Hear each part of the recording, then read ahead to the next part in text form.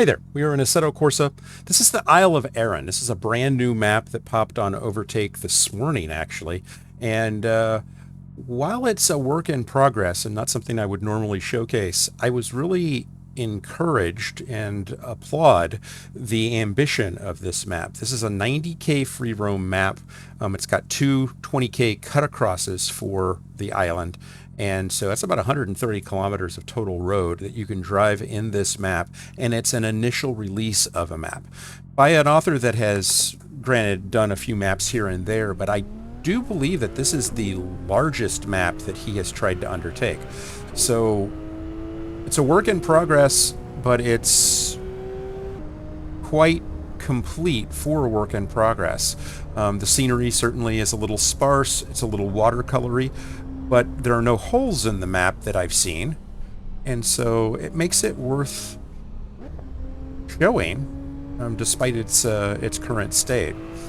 And I, for one, am really excited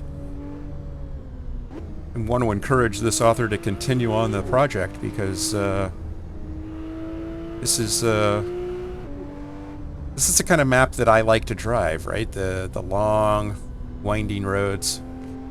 The one early critique that I read on his post from this morning, somebody downloaded the map and tried it and said that the roads are a little wide for something that you would see in Scotland. And I agree. I would say, just based on what I've done so far on this map, that is certainly true. The other aspect of it is that the roads are maybe a little too smooth to be country roads out in the middle of nowhere. But that's okay. Taking a little artistic license for a map that you expect will be used for racing, maybe? That's interesting. Although the idea of releasing it first as a free roam points to maybe it just being for enjoyable driving, in which case realism and immersion is probably more something you would seek. It's also unclear if this author put this map together from real roads. I suspect he took some liberties if he did.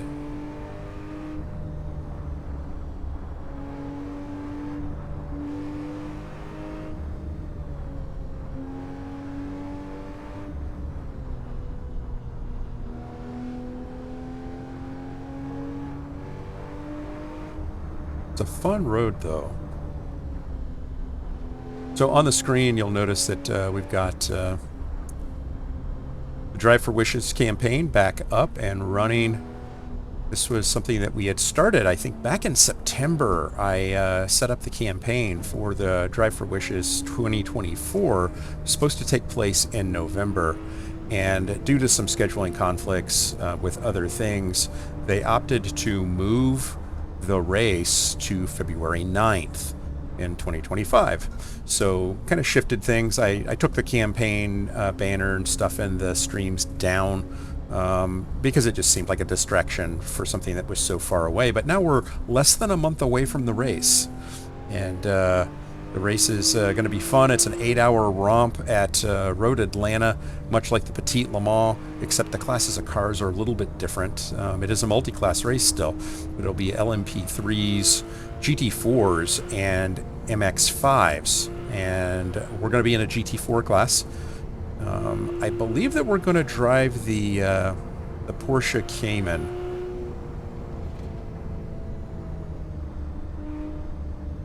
And that'll be a fun race where we're looking for, from a team contribution perspective, we're hoping to be able to raise $1,000.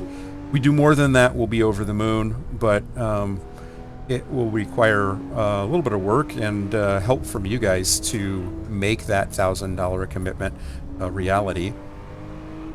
I think overall the organization is hoping to raise $20,000.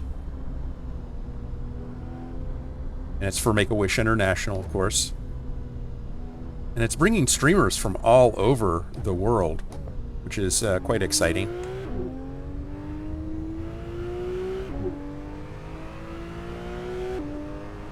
Of course, it benefits critically ill children It gives them a wish, helps support their families, and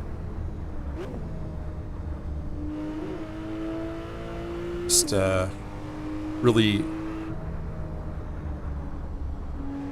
rewards the courage that someone that is, young shouldn't be having to display.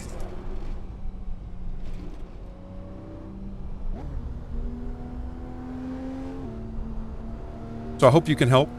If you can help with a donation, the QR code will take you right to our donation page. I'll put a link in the description of the video so that you can click the link instead if QR codes freak you out a little bit. And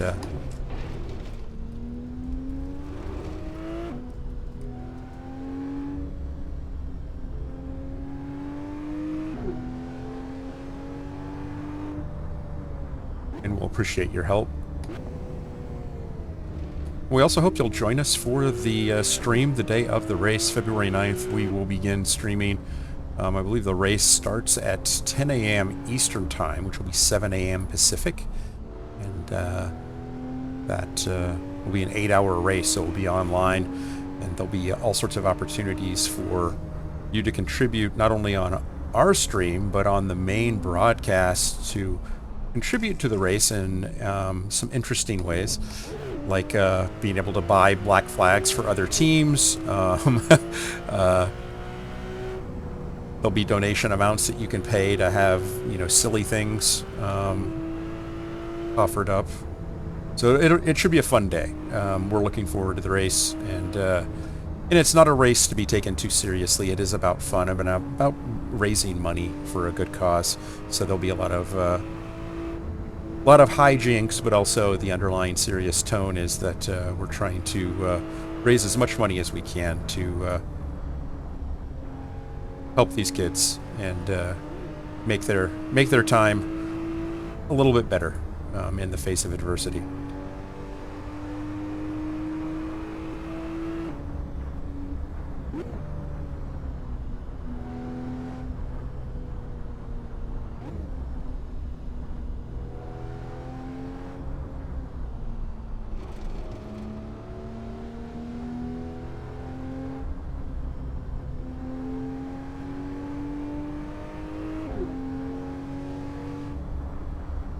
Some of these turns feel a little weird too. That's one of the things with incomplete scenery, is I'm not sure if the roadway will give me, or the scenery would give me better hints as to where the roadway is going. And typically when a road cuts a particular direction or has a sudden elevation change, there is a landscape feature that is dictating that in some way. And so if it is based on real roads, the scenery is absent to indicate clearly what's going to happen with the roadway as we go along.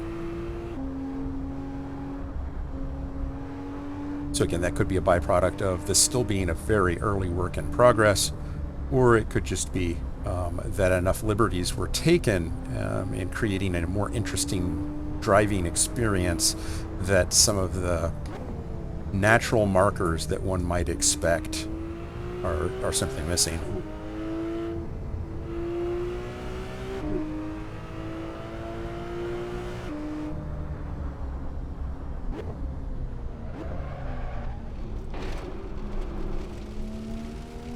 I was hitting that too fast. Oh, here's one of our first cross connects across the island. We want to go to the left here to continue to go around the island.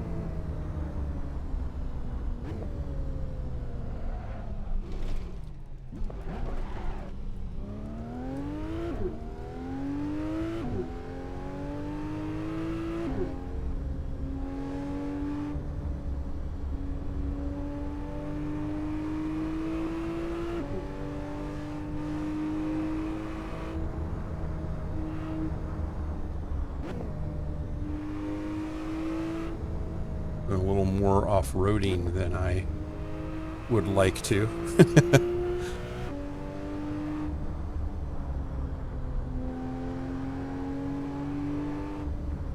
Guess it's better than hitting something and ending the run.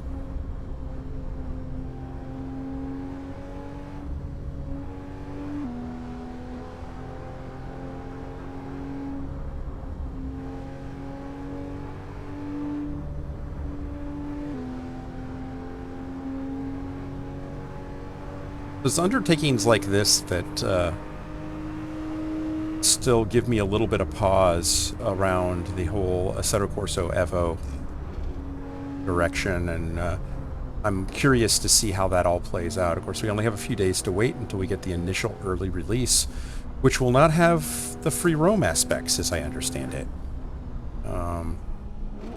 We'll get a sense of the driving, handling, and some of the early content that they're releasing. I assume, I haven't read details on this yet, but I assume there'll be a handful of tracks and some cars that will be early release. I'm not sure what those cars are going to be or what those tracks are going to be, but the idea is it'll give you a taste of the handling and configuration of gear and all that kind of good stuff to just sort of get started. None of the playable aspects that they've advertised will be in, I don't believe, like the career mode and all that. That'll come much later. Multiplay will come later. So it will be very much a measured release in terms of capability.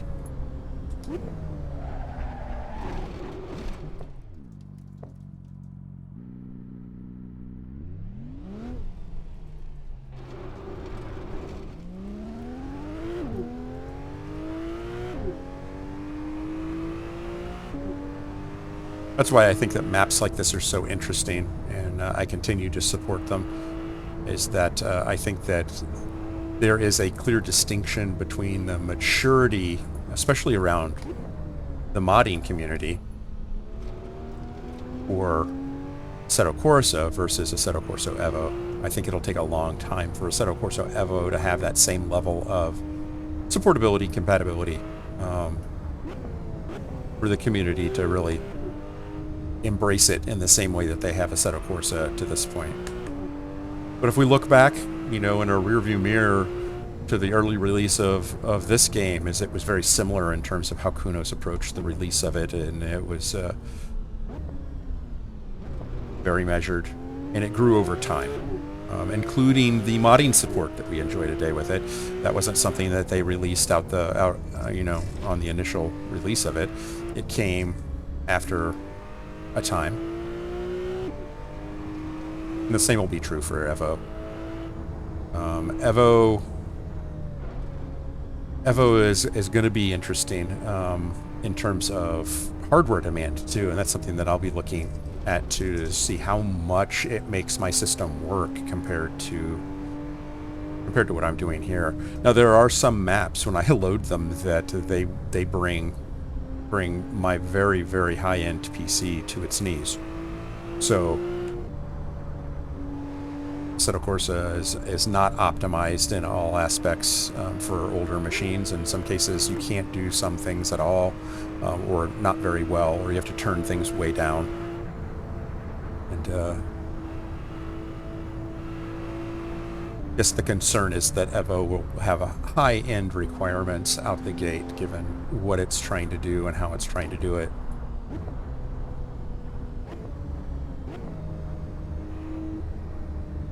But we'll see. There's a lot of unknowns right now, and I'm looking forward to seeing it. I think it'll be good to have yet another title on the landscape to push other titles to adapt and grow, improve.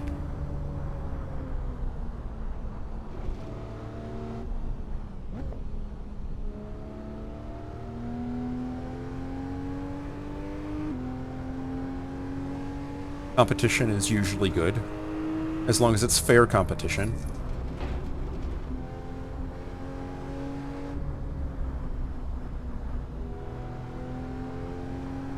read a post by one of my viewers that was basically throwing up his hand saying, you know, well, it's not going to have the same modding experience as Assetto Corsa. It's not going to have the same online drivability and competition as iRacing. So initially it's going to have no features that anybody wants to drive, so nobody's going to drive it. It's a stillborn product. Like, that's a stark outlook. I'm not sure I agree with that. I've been in the software industry for a lot of years. Not gaming, but I think software is software in this regard, is that you have to be addressing a need in the market and get something out early and then iterate on it often in order to be successful. And so I think that Kunos has taken a good pulse read, understands what the market needs, what it's hungry for, and is attacking that first, and will iteratively build on that to build a comprehensive product that will meet the market's broader needs over time as well.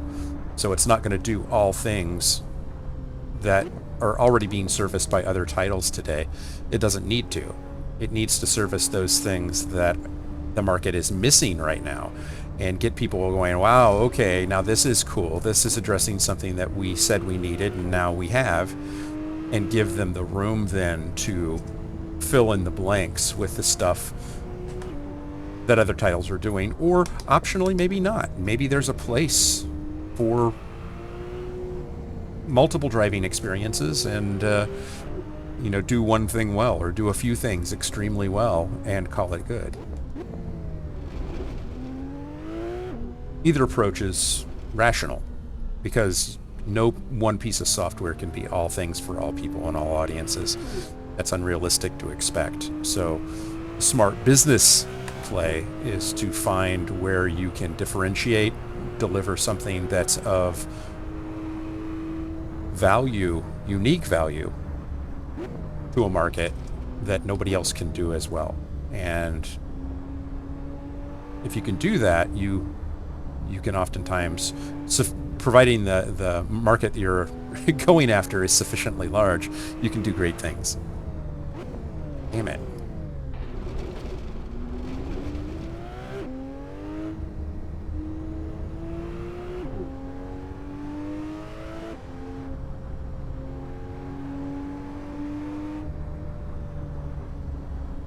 And something that others have said that I agree with wholeheartedly is that Kunos has been on this ride before. They have released successful products and launched them into the market and built, gosh darn it, have built followings with those products. So they know what they're doing. This isn't their first time around the merry-go-round.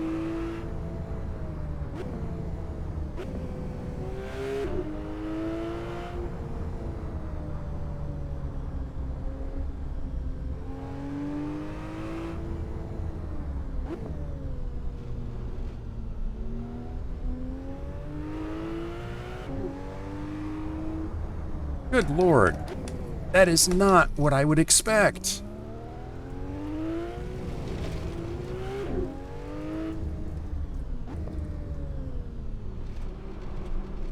No, I don't like some of these turns in this map.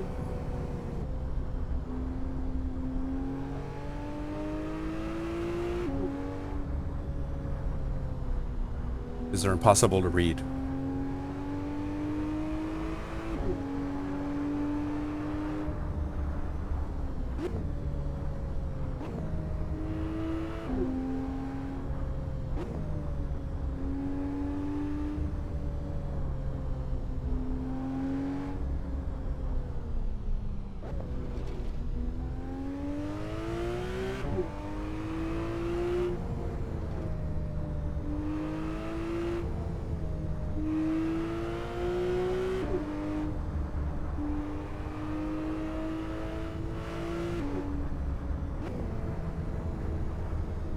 What I'm actually really interested in seeing the future unfold for is Le Mans Ultimate. They definitely have some challenges from a business perspective with that title. but drivability is actually pretty phenomenal.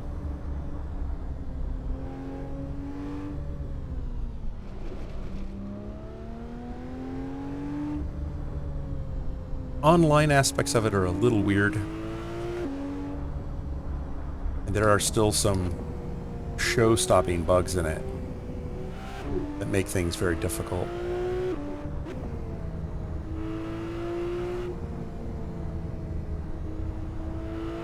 Certainly for longer endurance races and driver change scenarios, those sorts of things aren't yet supported, at least as far as I know.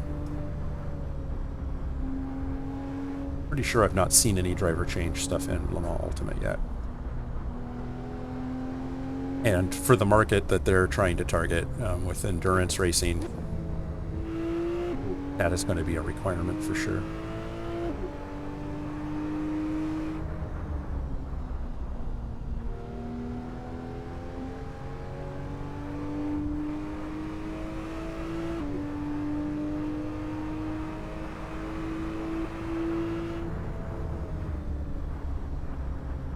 Wide roads for sure. Haven't kept me on it any better. I've been all over the place. I've gone off-roading several times on this map.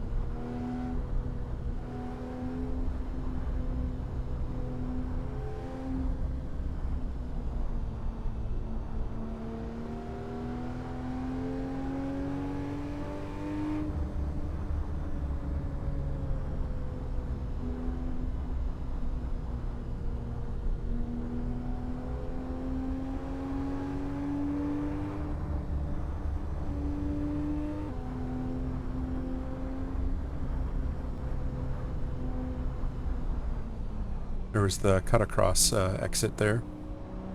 One of them. The last one that we came across.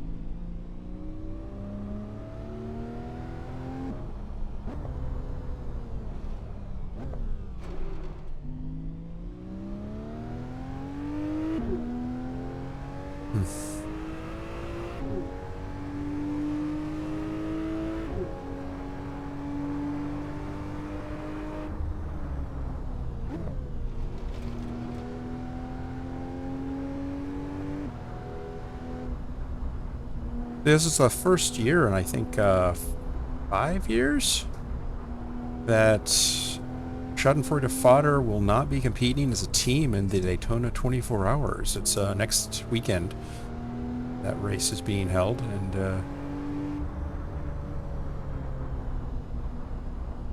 I believe our first go of that race was in 2021. This will be the first year since that inaugural race that we've not done the 24-hour Daytona. It's a time commitment and competing priorities with other races and other leagues has made it to where it's a little bit difficult for the team to pull the necessary preparedness. It takes a lot to prepare for a 24-hour race, and we just didn't have the time this year to do it. It's unfortunate. I really enjoy competing in that race.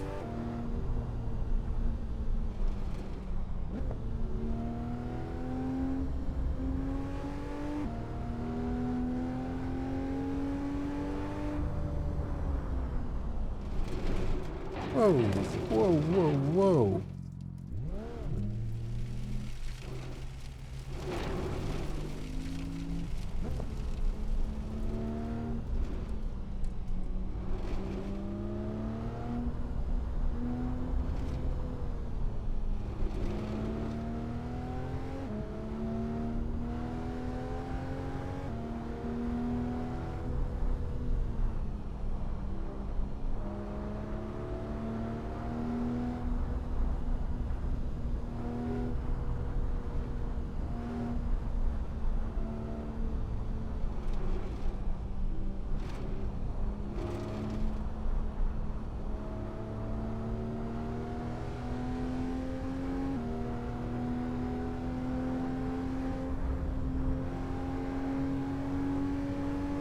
That's supposed to be ocean to our left.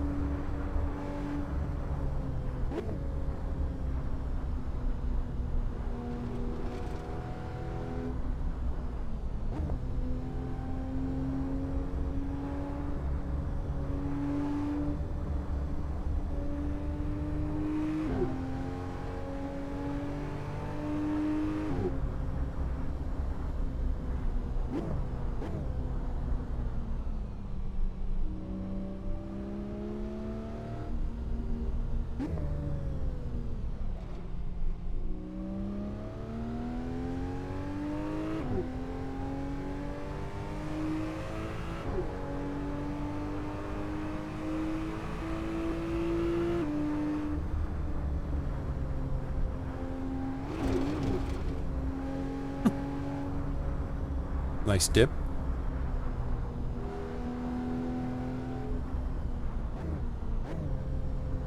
We've got another cross connect up here according to the map. You know, looks like a pretty sharp left-hand turn. Yeah, there we are.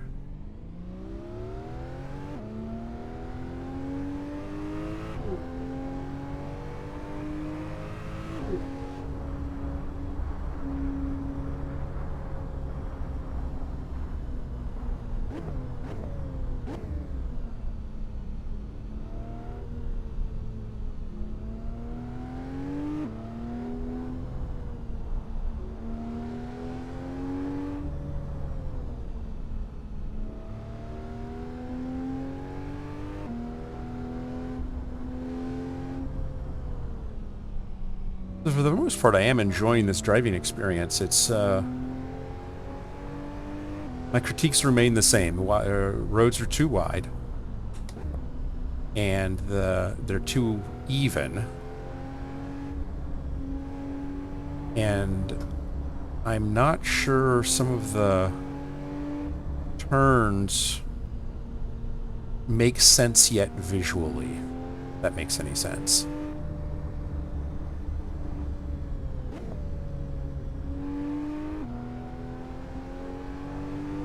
Like I'm never sure what I'm going to find coming around a corner because the landscape itself isn't giving me any hints as to how the road is going to go.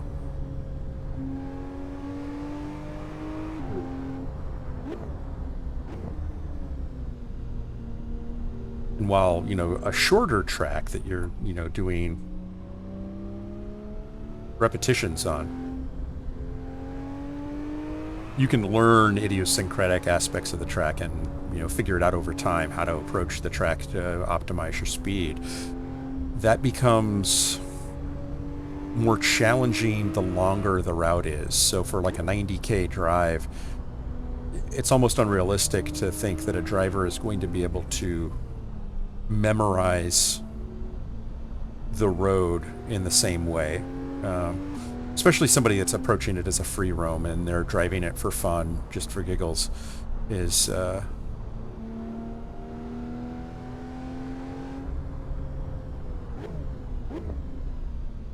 road does something unexpected that you wouldn't encounter in the wild. And that's not to say that there aren't some really wacky roads out there that, you know, exist in real life that do some funny things that kind of defy explanation and catch your driver out, but usually those things are well signed as well, just to kind of give an indication of some sort to the driver that, hey, you might want to pay attention. My favorite map, I think it was maybe, it's either Glencoe or maybe Glenshale, that have the signs that say, you know, FFS, slow down, when you're getting to a point where, you know, you're gonna maybe have a sudden change of direction or what have you, just to give the driver a little bit of a heads up that, hey, you know, if you are driving faster than you should be, you might want to brace yourself for something unexpected ahead.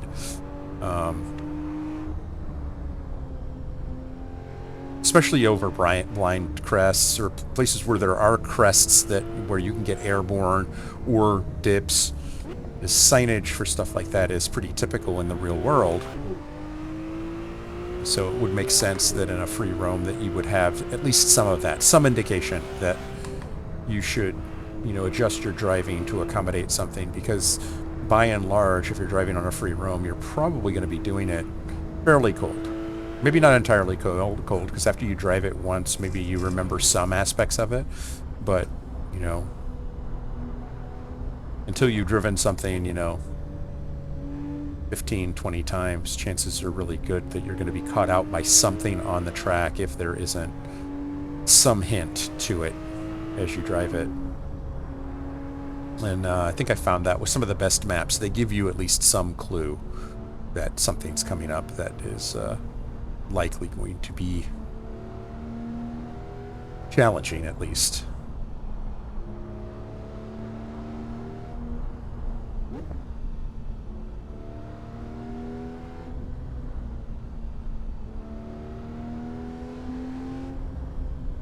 Really, that would be my only serious critiques of this map so far. It's been a pretty exciting drive. Certainly been challenging. Whoa. I wouldn't have expected that particular little... Like if there were trees or something that was dictating that the road had to change course, that might have been helpful, but given the scenery as it exists right now, again, work in progress, and I recognize that. The visual cues are missing for spirited driving on a course that's this tight and has this many changes of direction.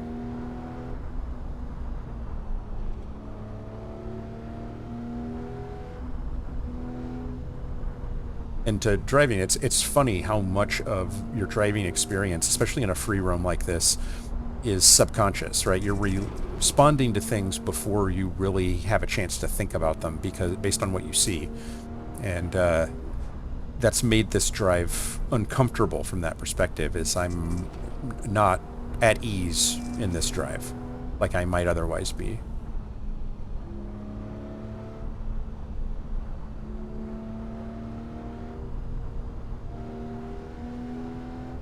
Here I am whining about the drive here as we're getting close to the end of it, but... And sound off in the comments. Let me know what you think. Am I just being a whiner, or is there some legitimacy to what I'm saying in your experience as well?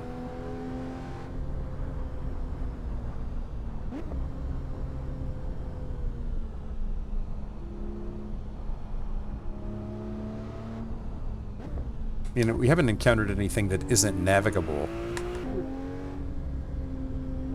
but I've certainly gone off-road a few times just simply because what happened, or what, like that I didn't expect that to cut quite that sharp left again. Didn't feel natural. And maybe that's just me.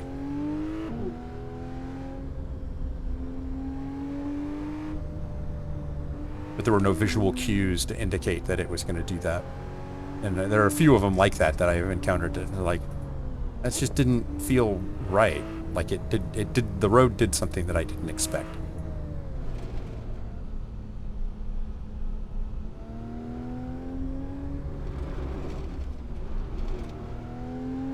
And I'm all for freedom of expression, artistic freedom, and all that kind of good stuff with a map, but you're building a free roam, it also has to be something that is approachable as a long drive that you don't maybe drive all the time.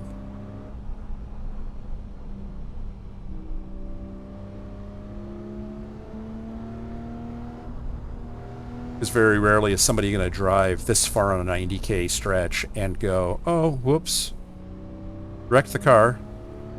I'll just start over. No. You just sort of, you know, not quite anger quit, but maybe abandon the map and go, you know, this isn't for me.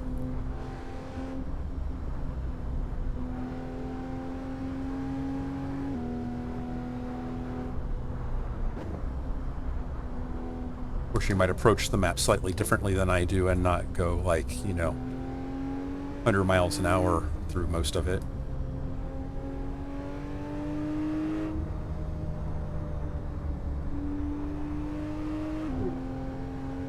So it could be me.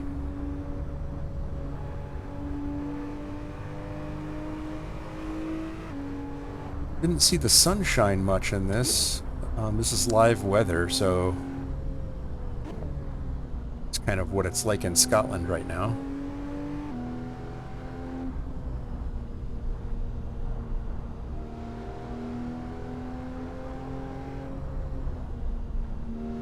Or so says the software. Who knows how accurate that is. It has been kind of a gray drive.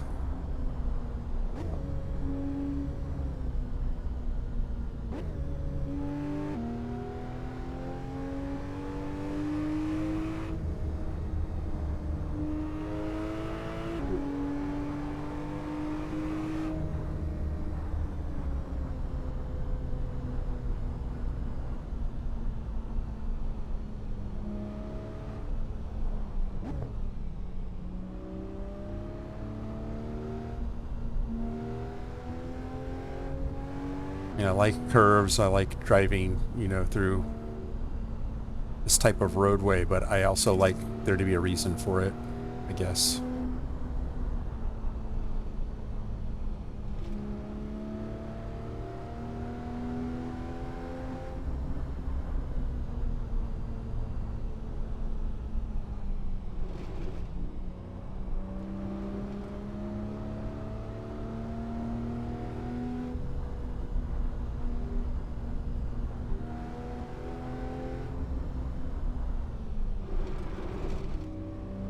As hypercritical as I seem to be being, I want to make one thing very clear. I couldn't have done better. This is a phenomenal effort. Very well done map from that perspective. No major glitches, no holes. As far as I can tell, I'm not having any performance issues driving this.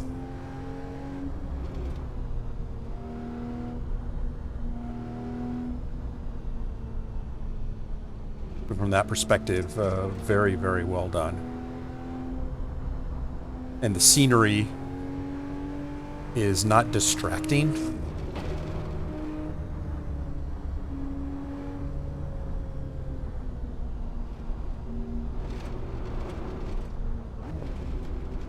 We've driven a few maps where, you know, there have been like weird aspects to it that they detract from the immersion for sure. When you have holes in mountains or you have trees floating in the air. And we haven't had any of that in this map. So that's commendable for sure.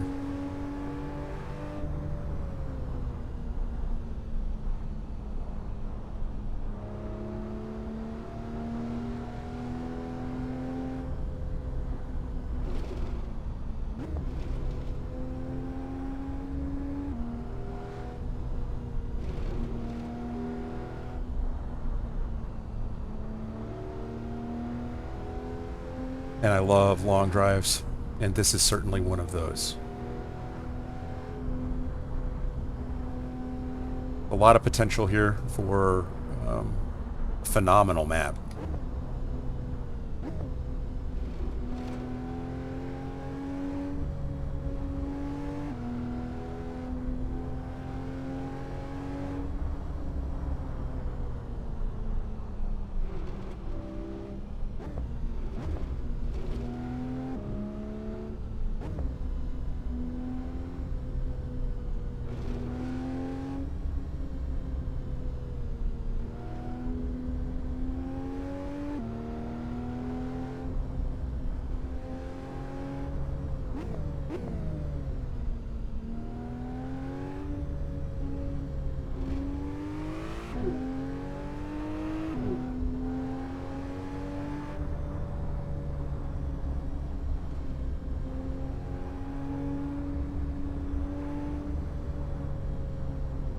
Nope.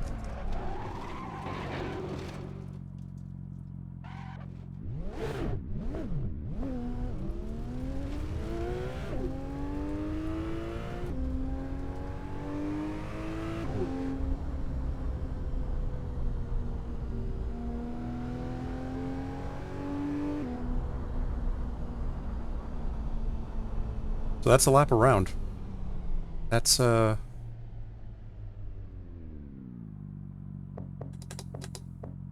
interesting map. 90K. A lot of fun. And again, brand new, hot off the presses, released this morning. Showed up on Overtake. So I'll provide the link in the description. And enjoy it. See what you think. Write some feedback to me in the comments. Definitely like or subscribe if you enjoyed this. And we'll see you in the next one. Bye now.